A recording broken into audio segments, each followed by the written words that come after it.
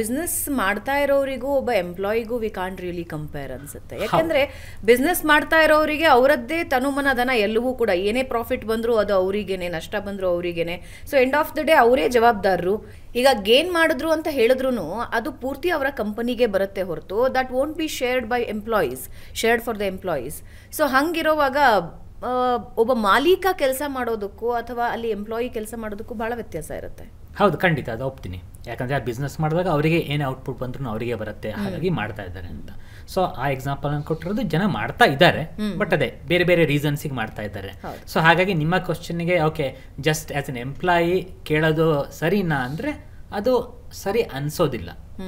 ಯಾಕಂದ್ರೆ ನೀವು ಅದನ್ನು ಹೆಂಗೆ ವ್ಯಾಲ್ಯೂ ಮಾಡ್ತೀರಾ ಅಂತಲೂ ಬರುತ್ತೆ. ಓಕೆ 1 ಅವರ್ಗೆ ಎಷ್ಟು ಕೊಡ್ತೀರಾ ನನಗೆ ಅಂತಲೂ ಬರುತ್ತೆ. ಅವಾಗ ಅದೇ ಟೈಮಲ್ಲಿ ನಮಗೆ ಕಾಂಪಿಟೇಷನ್ ಜಾಸ್ತಿ ಆದಾಗ ಈಗೇನದು ನಮ್ಮದು ಈ ಎಕಾನಮಿ ಇದ ಮೇಲೆ ಡಿಪೆಂಡ್ ಆಗುತ್ತೆ. ಈಗ ತುಂಬ ಜನ ಈಗ ಜಾಬ್ ಲೆಸ್ ಆಗಿಬಿಟ್ಟು ಅಥವಾ ಹುಡುಕ್ತಾ ಇದ್ದಾರೆ ಅಂದಾಗ ಕೆಲವರು ರೆಡಿ ಇರ್ತಾರೆ, ಆಯಿತು ನಾನು ಜಾಸ್ತಿ ಅವ್ರು ಕೊಡೋಕೆ ರೆಡಿ ಇದ್ದೀನಿ, ನನಗೆ ಕೆಲಸ ಕೊಡಿ ಅಥವಾ ನನಗೆ ದುಡ್ಡು ಬೇಕು ಅಂತ.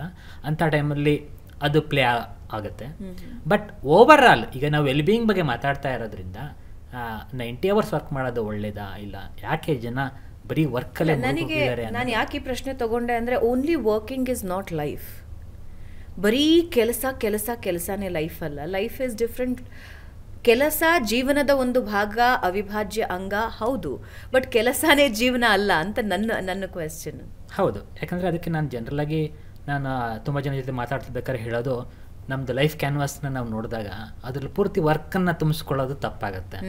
ಒಂದು ಬೇಕೆ ಒಂದು ಡಾಟಾಗಿ ಇಟ್ಕೊಳ್ಳಿ ಅಥವಾ ಒಂದು ಚಿಕ್ಕ ಸರ್ಕಲ್ ಆಗಿ ಆ ಕ್ಯಾನ್ವಾಸಲ್ಲಿ ಇಟ್ಕೊಂಡ್ರೆ ಆ ಕ್ಯಾನ್ವಾಸ್ನಲ್ಲಿ ನೀವು ತುಂಬ ಬೇರೆದನ್ನು ತುಂಬ್ಕೊಳ್ಬೋದು.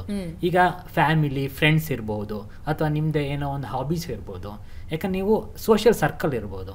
ಸೊ ಅದನ್ನೆಲ್ಲ ತುಂಬಿಸ್ಕೋಬೇಕಾಗತ್ತೆ. ಆದರೆ ಏನಾಗುತ್ತೆ, ಈಗ ನಾವು ಒಬ್ಬ ಸ್ಟೂಡೆಂಟು ವರ್ಕ್ ಲೈಫಿಗೆ ಎಂಟ್ರ್ ಆಗ್ತಾ ಇರಬೇಕಾದ್ರೆ ಅದು ಅವ್ರಿಗೆ ಗೊತ್ತಾಗಿರಲ್ಲ, ಇನ್ನು ಅವ್ರು ಹೊಸದು ಏನದು ಎಂಟಿ ಕ್ಯಾನ್ವಾಸ್ ಥರ ಅಂದ್ಕೊಳ್ತಾರೆ.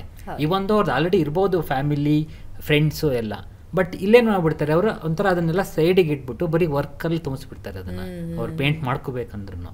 ಸೊ ಅಲ್ಲೇನಾಗುತ್ತೆ, ಅವರು ಉಳಿದಿದ್ದನ್ನೆಲ್ಲ ಮಿಸ್ ಮಾಡೋಕ್ಕೆ ಶುರು ಮಾಡಿಬಿಡ್ತಾರೆ. ಸೊ ಆ್ಯಂಡ್ ಅದು ನಿಮಗೆ ರಿಕವರ್ ಆಗೋದಕ್ಕೂ ಆಗೋದಿಲ್ಲ ಅವರು. ಯಾಕಂದರೆ ನೀವು ಹೇಳ್ದಾಗನೇ ಅವಾಗನೇ ಹೇಳ್ದಾಗನೇ ದುಡ್ಡು ಬೇಕು, ನನಗೆ ಫೇಮ್ ಬೇಕು, ಸಕ್ಸಸ್ ಬೇಕು ಅಂತ ಆ ರೇಸಲ್ಲಿ ಎಲ್ಲರೂ ಇರ್ತಾರೆ. ಆ್ಯಂಡ್ ಅವರಿಗೆ ಸ್ಯಾಟಿಸ್ಫ್ಯಾಕ್ಷನ್ ಇದೆಯಾ ಅಥವಾ ಸಿಗ್ತಾ ಇದೆಯಾ ಅನ್ನೋ ಅರಿವು ಕೂಡ ಇರೋದಿಲ್ಲ. ಯಾಕಂದರೆ ನಮ್ಗೆ ತುಂಬ ಪ್ರಾಬ್ಲಮ್ ಇರೋದು, ಈಗ ಕೆಲವೊಂದು ರಿಸರ್ಚೇ ಹೇಳುತ್ತೆ ಅರೌಂಡ್ 10 to 15% ಅಷ್ಟೇ ಸೆಲ್ಫ್ ಅವೇರ್ನೆಸ್ ಇದೆ ಜನಕ್ಕೆ ಅಂತ ಹೇಳ್ಬಿಟ್ಟು. ಸೊ ಅಂದರೆ ನಿಮಗೆ ಅವೇರ್ನೆಸ್ಸೇ ಇರೋದಿಲ್ಲ, ನಾನು ಎಲ್ಲಿಗೆ ಹೋಗ್ತಾ ಇದ್ದೀನಿ, ಈಗ ಅವ್ರಿಗೆ ಅಟ್ಲೀಸ್ಟ್ ನಾನು ಕೆಲಸಕ್ಕೆ ಫಸ್ಟ್ ಹೋಗಿ ನಾನೀಗ ಒಬ್ಬ ವಿದ್ಯಾರ್ಥಿ ಆಗಿಬಿಟ್ಟು ಗೋಲ್ ಏನಿರುತ್ತೆ, ನಾನೀಗ ಮುಗಿಸ್ತೀನಿ, ನಾನು ಡಿಗ್ರಿ ಮುಗಿಸ್ತೀನಿ, ನನಗೆ ಒಂದು ಜಾಬ್ ಬೇಕು, ಸಾಫ್ಟ್ವೇರ್ ಇಂಜಿನಿಯರ್ ಆಗ್ತೀನಿ ಅಂತ ಅಷ್ಟೇ ಗೋಲ್ ಇರುತ್ತೆ. ಮೇ ಬಿ ಅದರಲ್ಲಿ ಒಳ್ಳೆ ಕಂಪ್ನಿ ಬೇಕು ಇದೆಲ್ಲ ಇರುತ್ತೆ, ಅದು ಅವರವರ ಟ್ಯಾಲೆಂಟು ಅಥವಾ ಅವರ ಬ್ರ್ಯಾಂಡಿಂಗ್ ಮೇಲೆ ಅವರು ಒಂದು ಎಂಟ್ರಿ ಆಗ್ತಾರೆ. ಆಮೇಲೇನೋ ನನಗೆ ಇಷ್ಟು ಸ್ಯಾಲ್ರಿ ಬರ್ತಾ ಇದೆ, ಜಾಸ್ತಿ ಬೇಕು, ಈಗೇನು ಕಂಪ್ಯಾರಿಸನ್ ಬರುತ್ತೆ, ನನ್ನ ಫ್ರೆಂಡ್ಸ್ ಇಷ್ಟು ಮಾಡ್ತಾ ಇದ್ದಾರೆ, ನನಗಿಷ್ಟು ಬೇಕಾಗತ್ತೆ ಅಂತ.